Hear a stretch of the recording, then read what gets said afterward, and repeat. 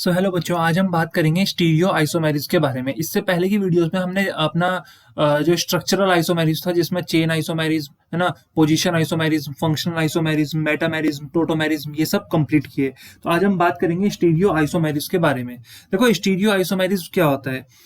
तो जिनका molecular formula same होता है, सीक्वेंस ऑफ बॉन्ड्स भी सेम होती हैं, बट जो एटम्स और ग्रुप ऑफ एटम्स उसके साथ अटैच्ड होते हैं बॉन्ड्स के साथ, उनकी पोजीशन जो होती है वो थोड़ी सी डिफर करती है।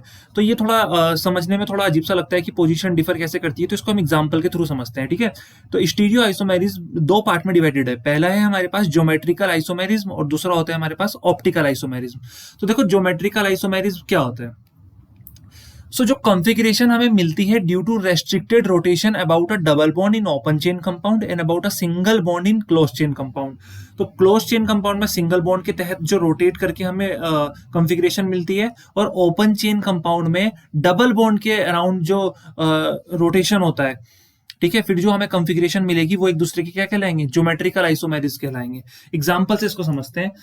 जैसे देखो, एग्जाम्पल सीधा से एक एग्जाम्पल लेते हैं हम, कि जैसे एक एग्जाम्पल है सी डबल बॉन्ड सी।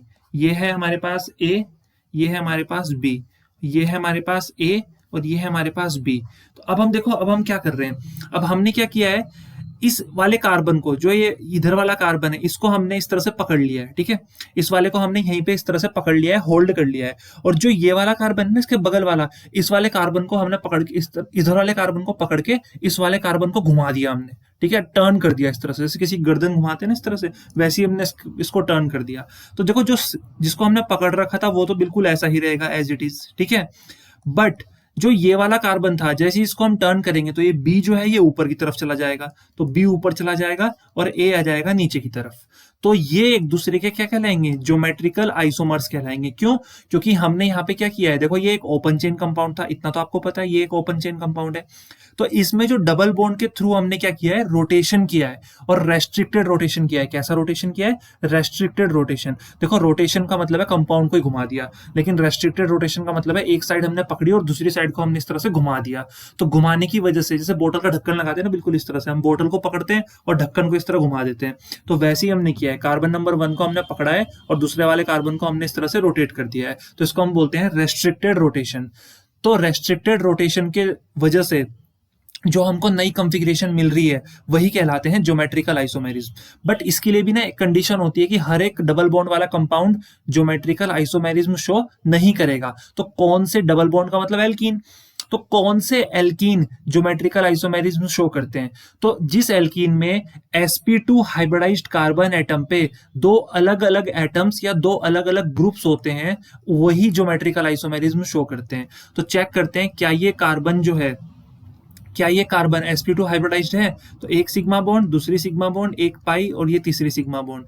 तो हाइब्रिडाइजेशन में सिर्फ पाई बॉन्ड पार्ट लेती है। तो 3 पाई बॉन्ड का मतलब क्या होता है, 3 पाई बॉन्ड का मतलब है sp2 हाइब्रिडाइजेशन। तो कार्बन की जो हाइब्रिडाइजेशन है वो sp2 है। और क्या इस पे दो डिफरेंट एटम्स या ग्रुप्स हैं, तो एक पे A है और उसी पे क्या है, B है। तो बिल्कुल है। सिमिलरली इस वाले कार्बन की हाइब्रिडाइजेशन भी sp2 है, और दो अलग अलग क्या है, दो अलग अलग एटम्स हमें दिख रहे हैं यहाँ पे, एक A एक B। तो इसका मतलब ये भी sp2 हाइब्रिडाइज्ड है और दो अलग अलग एटम्स हैं। इट मीन्स कि जो इसकी ये जो है ज्योमेट्रिकल आइसोमेरिज्म क्या करेगा, शो करेगा। ठीक है।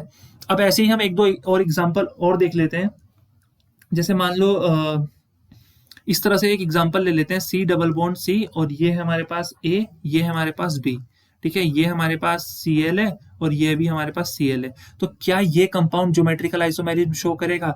देखो, इस वाले कार्बन की हाइब्रिडाइजेशन भी sp2 है, और इस वाले कंपाउंड की हाइब्रिडाइजेशन भी क्या है, sp2 है। ठीक है। हाइब्रिडाइजेशन तो इन दोनों की सेम है।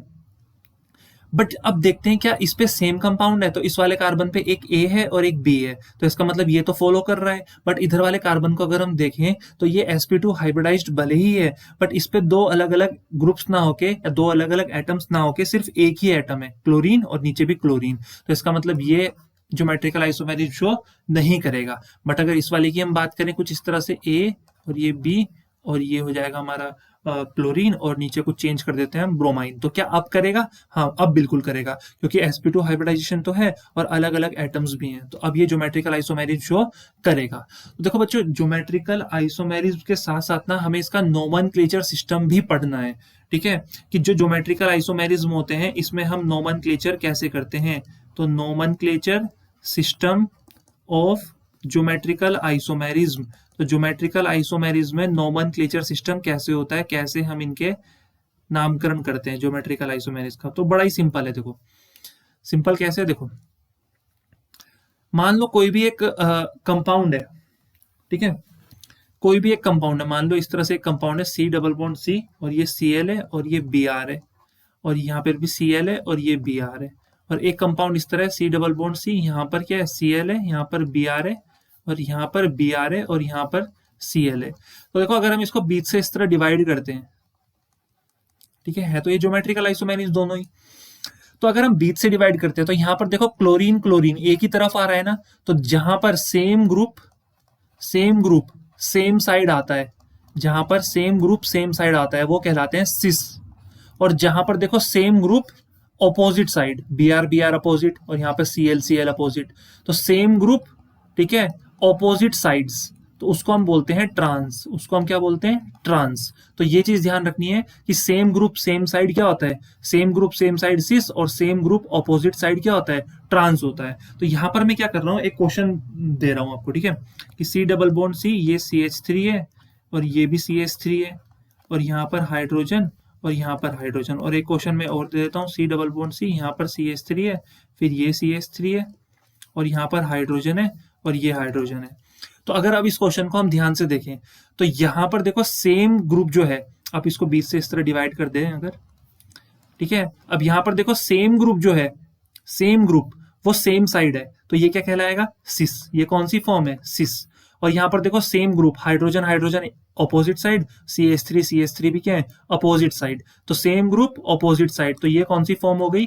ट्रांस हो गई, ठीक है। अब इनका नोमेनक्लेचर करते हैं, तो लॉन्गेस्ट कार्बन चेन को सिलेक्ट करते हैं, तो लॉन्गेस्ट कार्बन चेन सेलेक्ट करते हैं, तो लॉन्गेस्ट कार्बन चेन हमारी ये हो जाएगी 4 कार्बन की, ठीक है। 4 कार्बन की चेन को हम क्या लिखते हैं? ब्यूट, और सेकंड नंबर पे क्या है? डबल बॉन्ड है, तो ब्यूट 2 इन हो जाएगा। बट ये जो है सिस आइसोमर है, सेम ग्रुप सेम साइड, तो इसका नोमेनक्लेचर करते हुए यहाँ पे क्या जोड़ देना है? सिस, तो ये इसका नाम हो जाएगा सिस ब्यूट 2 इन।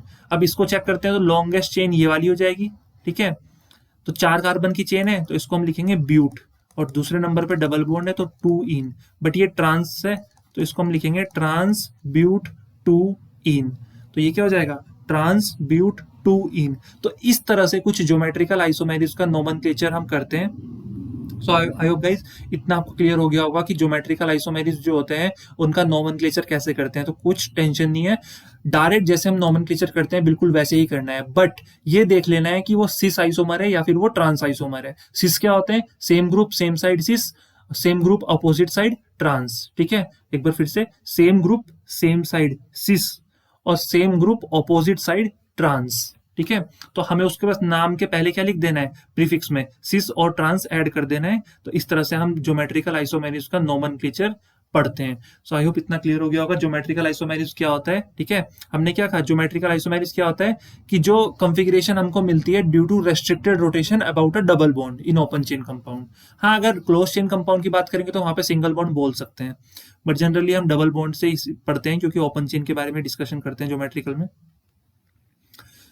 तो आई होप इतना क्लियर हो गया होगा, ठीक है, कि रेस्ट्रिक्टेड रोटेशन होता है। और कंडीशन क्या होती है कि सिर्फ वही एल्कीन ज्योमेट्रिकल आइसोमेरिज्म शो करेगा जिसमें हर एक कार्बन एटम जो होगा वो sp2 हाइब्रिडाइज्ड होगा, और उस sp2 हाइब्रिडाइज्ड कार्बन एटम पे 2 अलग अलग एटम्स या 2 अलग अलग ग्रुप्स जुड़े हुए होंगे, तो वही शो करेगा। तो आई होप इतना क्लियर हो गया होगा नोमेनक्लेचर सिस्टम भी कि क्या होता है और ज्योमेट्रिकल आइसोमेरिज्म क्या होते हैं। तो बच्चों मिलते हैं हम एक और नेक्स्ट वीडियो में जिसमें हम बात करेंगे ऑप्टिकल आइसोमेरिज्म की, और साथ ही साथ हम बात करेंगे कैसे हम ऑप्टिकल आइसोमेरिज्म में नोमेनक्लेचर करते हैं, या डीएल सिस्टम जो हमारा होता है उसमें हम नोमेनक्लेचर कैसे करते हैं, या फिर आरएस कॉन्फ़िगरेशन में हम नोमेनक्लेचर कैसे करते हैं। तो आई होप गाइज इतनी जो इन्फॉर्मेशन थी वो आपको समझ में आ गई होगी। अगर वीडियो अच्छी लगी तो please like share and subscribe. Thank you.